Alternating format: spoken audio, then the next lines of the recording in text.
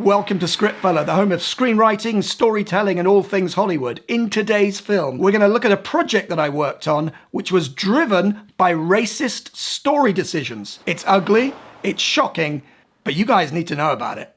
Let's get stuck in.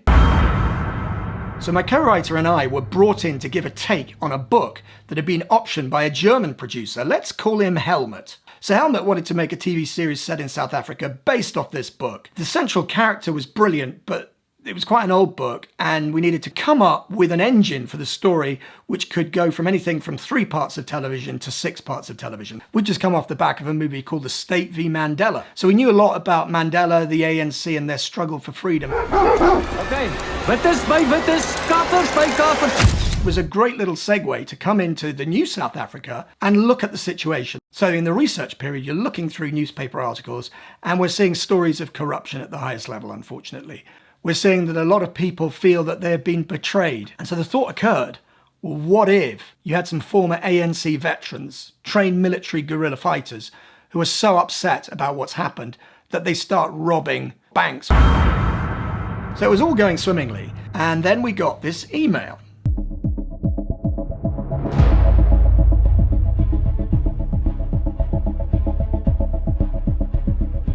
Are they really saying that British audiences can't relate to black characters in television? We called them out on it and said, what do you mean by this?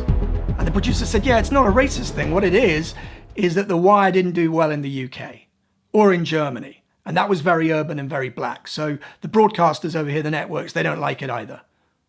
As in black characters. They think that they're not commercially viable in television.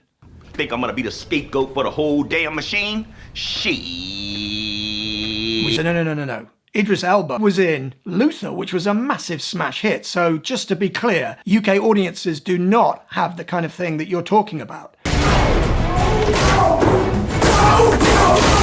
He seemed to accept this and backed off. We thought that was the end of it. Unfortunately, it wasn't. But we went off to South Africa on a research trip. When you're chasing a story, it's a huge buzz. Here's a picture of Matt getting his hair completely shaved by an ANC veteran. And we're asking this guy how he feels about the new South Africa and the government. And our fixer says to us, why do you keep on asking about the veterans and the ANC? And so we finally confided in him our story, which is about these veterans who are part of a heist gang. He goes, oh, I know someone who does that. My cousin. He was in the ANC, he was a guerrilla fighter, and now he robs banks. Take us to him. We met him in a shebeen, which is an illegal brewery. So the stench of, I don't know what percentage alcohol they had in there, but it was absolutely reeking. And this guy comes out and he's nervous. He's a fugitive. He's a wanted man. And he was covered in bullet holes that had obviously been patched up by some backstreet doctor. And he told us that he was part of this gang. His job was to be the homeless guy in the street. Everyone sort of dismissed him as a danger, but underneath his cloak, he had a short stock AK-47, and he'd do crowd control. And he explained how the gangs would hit armoured cars. And they talked about themselves as footballers. The guy who would drive the juggernaut that would hit the armoured car, he was called the striker. The sweepers would blow off the doors of the armoured truck and they'd go in and take the money. And then you'd have a team of goalkeepers watching all the traffic with their AKs in case everyone feels like having a go. And then I asked him the question, how do you feel about the government today in South Africa? His tears just came pouring out, and they were angry tears. You know, how much he'd risked for freedom to defeat apartheid, and how the people who'd got in at the top had screwed over the veterans, how millions of pounds worth of veterans' pensions had been stolen by people inside the government. And there we had it. We had an engine for our whole season. We also went to the people who run the armoured cars who are getting hit. And one of their big problems is their drivers often live in the same townships as the gang. And the gangs will do a tiger kidnap on one of their relatives, threaten to kill the relatives unless the drivers help them knock off these shipments. We thought we had it. But when we came back and pitched it to Helmut, that's when the problems really started. I'll never forget it. Matt and I were at my house near Winchester, and we were on the speakerphone to the producers. And we were excited to hear what they'd say. And one of them sucked his teeth and said, it's very black. What do you mean it's very black? You mean tonally it's too dark? No, it's very black. There's lots of black Africans in it. And Matt and I just sort of looked at each other and we said, hey, this is South Africa. Of course there are black South Africans there. No, says Helmut. This city that we were setting this whole thing in has a very low percentage of black South Africans. And he said it with a joy as though that was a major benefit of shooting there. He didn't want any stories that involved the ANC corruption. Now, I can understand that from a business perspective, but the other stuff of writing white, a story set in the new South Africa was galling. And Matt said straight away, let's walk away. We were contracted to write this film, and Helmut had invested probably about 4,000 or 5,000 euros in our trip. We owed him. And then there was the other fact. We'd come up with this incredible true story about ANC veterans who rob armoured cars, but they didn't want to use it, and we couldn't use it because they owned it. So this was the plan we came up with. We'd carry on writing. We'd just work as Trojan horse writers.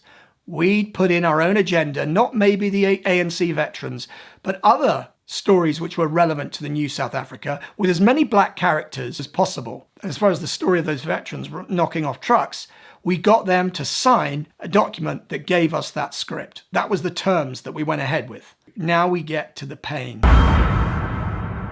There was one time where they gave us like 3-4 pages of notes on the next draft, and they made us sign each page of the notes to signal we understood them and we would execute them.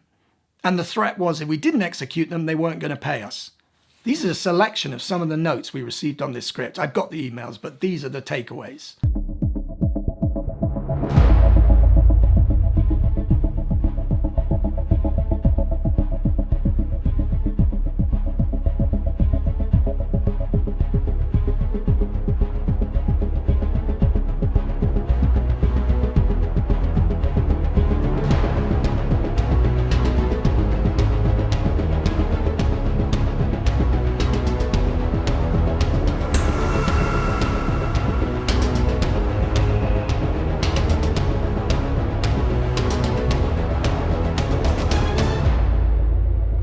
This is some shameful shit. We worked in this trench war situation, trying to get things under the wire and trying to get paid. We'd had a lot of rows about money. They'd been rejecting various acceptance payments. And they said, well, because you haven't done what we asked you to do, it needs a rewrite and we're not going to pay you for it. And so we said to our agent, we're out.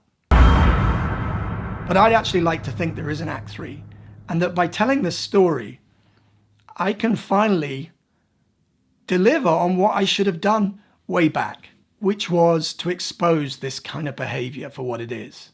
Let me tell you, brother. When you think of racism, you tend to think of, the guys from American History X, skinheads, people over here in the UK, the far right, people who literally are full of hate. That's one level of racism. But then there's another level of racism, which is servicing racist agendas. That the people who are doing it are complicit in this social engineering in a way. And perhaps we were complicit. My uncle is actually from Jamaica. You can see him here.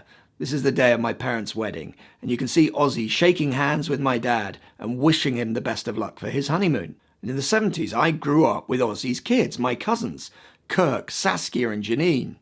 What would they think if they knew I'd been in a room with a producer who'd argued that British audiences can't identify with dark-skinned characters? Uncle Ozzy, my cousins, I'm sorry I didn't tell this story earlier, but I'm telling it now. I'd never experienced this level of racism in terms of the creative process. The producers did not consider themselves racist. They'd say the Brits have got a problem with black characters.